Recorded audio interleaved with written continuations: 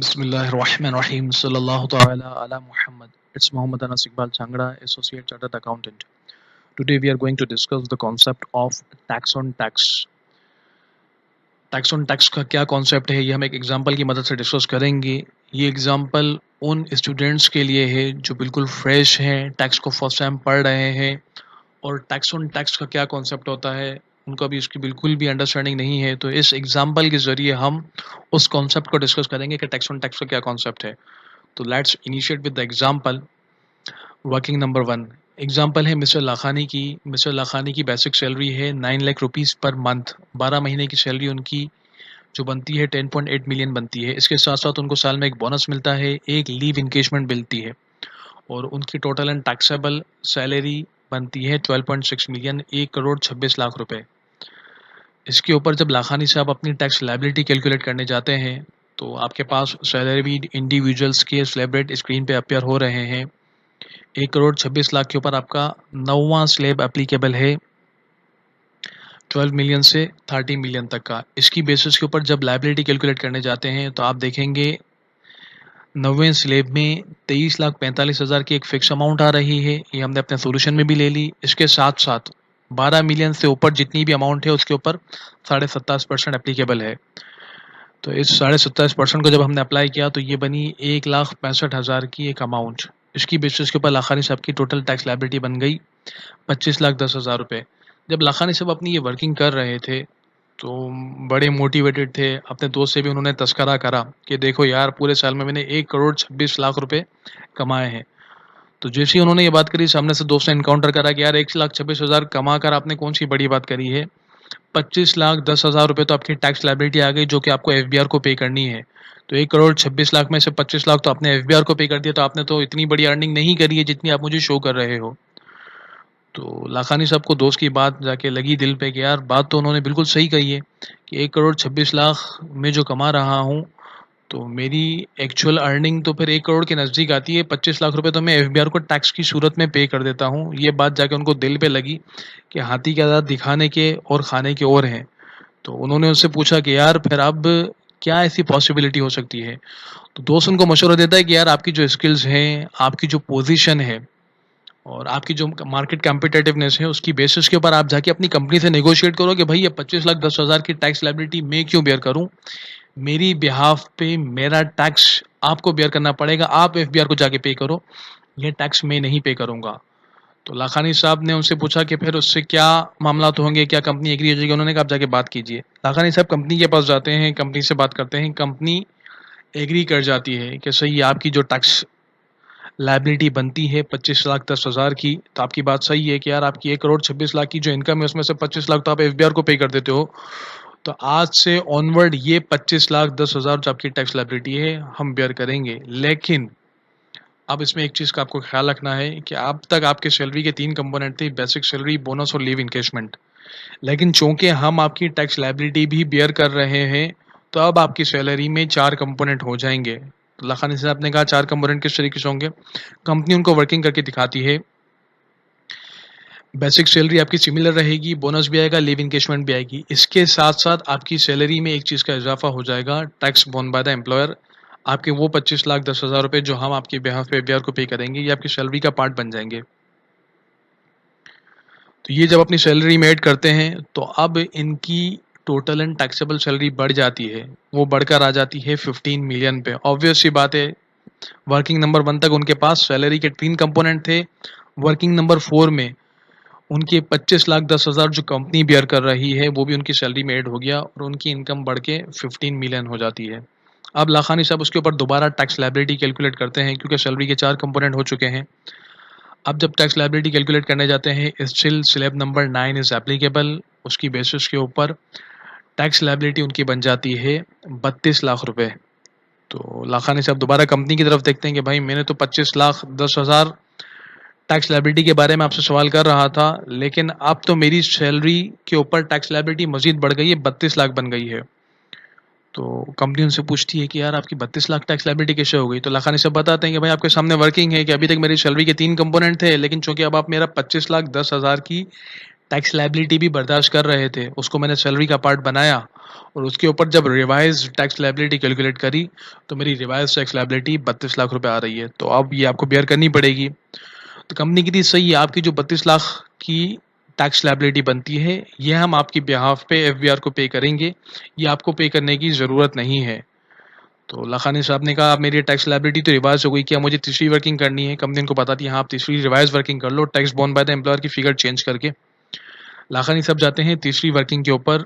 Basic salary, bonus और leave encashment तो इनका सेम ही है।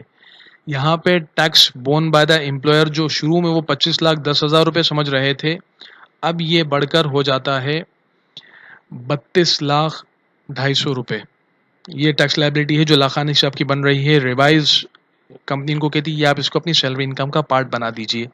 ये जैसे इसको सैलरी इनकम का पार्ट बनाते हैं, सैलरी इनकम मजीद बढ़ जाती है। पिछली वर्किंग में आप देखेंगे 15.1 मिलियन थी, यहाँ पे वर्किंग नंबर 3 में 15.8 मिलियन हो जाती है। अब लाखानी साहब जाते हैं दोबारा इस total and taxable increase total and taxable salary के ऊपर टैक्स लायबिलिटी कैलकुलेट करने।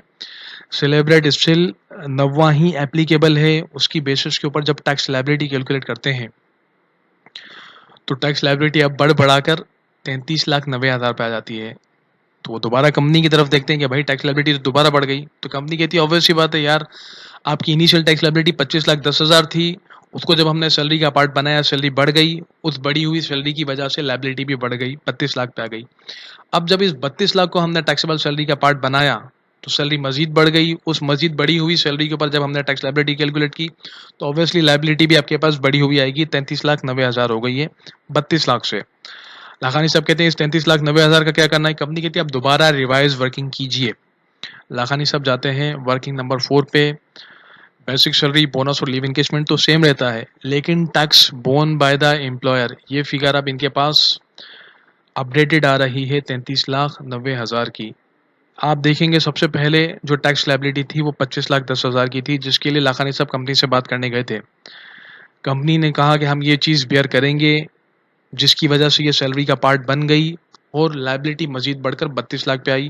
फिर इस 32 लाख को सैलरी का पार्ट बनाया तो लायबिलिटी 33 लाख हो गई। अब इस 33 लाख को जब सैलरी का पार्ट बनाते हैं तो सैलरी मजीद बढ़ जाती है।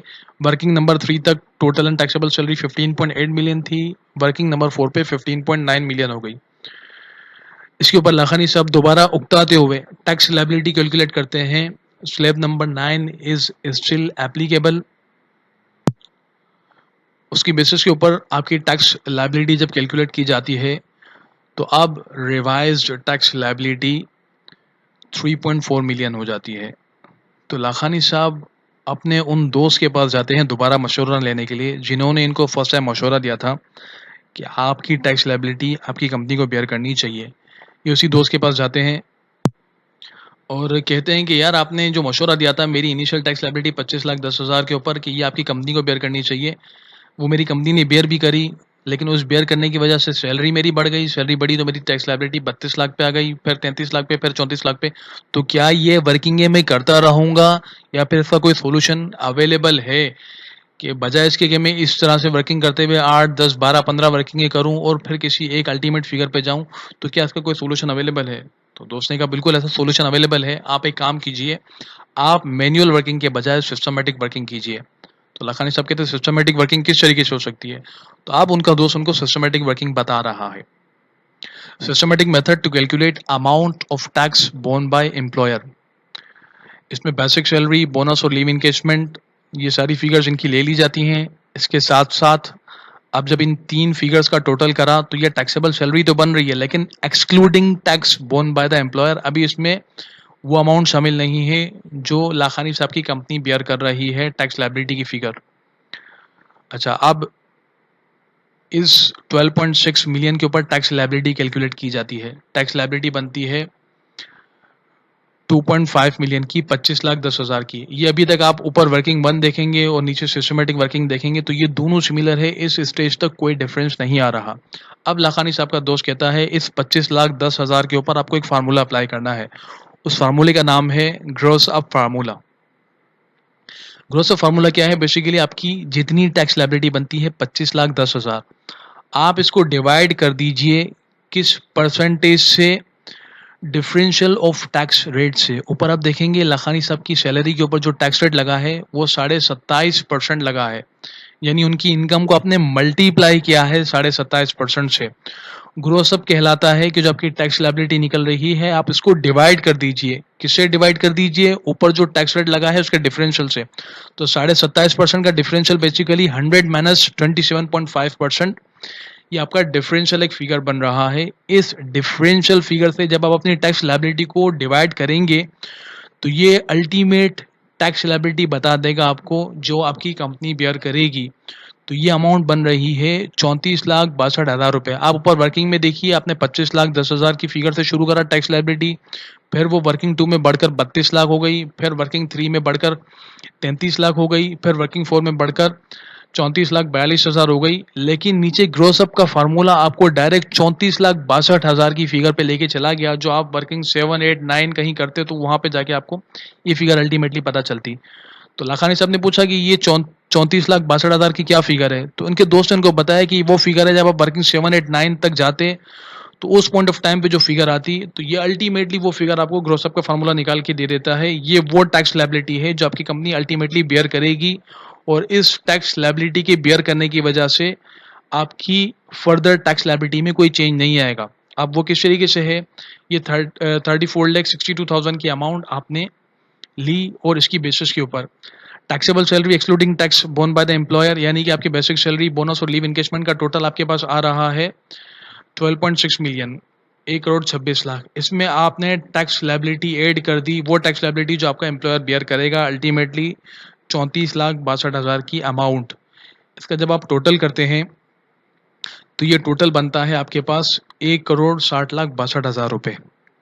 अब इस 1,60,62,000 रुपये के अंदर आपका बोनस भी शामिल है, सैलरी भी शामिल है, लीव इनकेजमेंट भी शामिल है। इसके साथ साथ द मोस्ट इम्पोर्टेंट वो टैक्स लायबिलिटी भी शामिल है जो आपका एम्प्लॉयर अल्टीमेटली बेयर करेगा।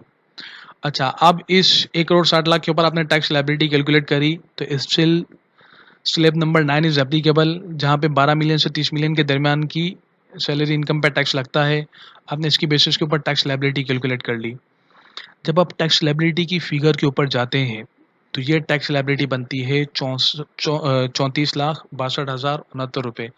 ये सेम वही टैक्स लायबिलिटी है ऊपर जो ग्रोस अप का फार्मूला आपको प्रोवाइड कर रहा है, यानी कि ग्रोस अप वाले फार्मूले के ज़रिए आपने जो टैक्स लायबिलिटी कैलकुलेट करी, या वो टैक्स लायबिलिटी जो आपका एम्प्लॉयर बेयर करेगा, वो जब आपने total and taxable salary income में ऐड कर दी और उसकी बेसिस के ऊपर जब लायबिलिटी कैलकुलेट करी, तो अब दोनों लायबिलिटीज़ में कोई फ़र्क नहीं है।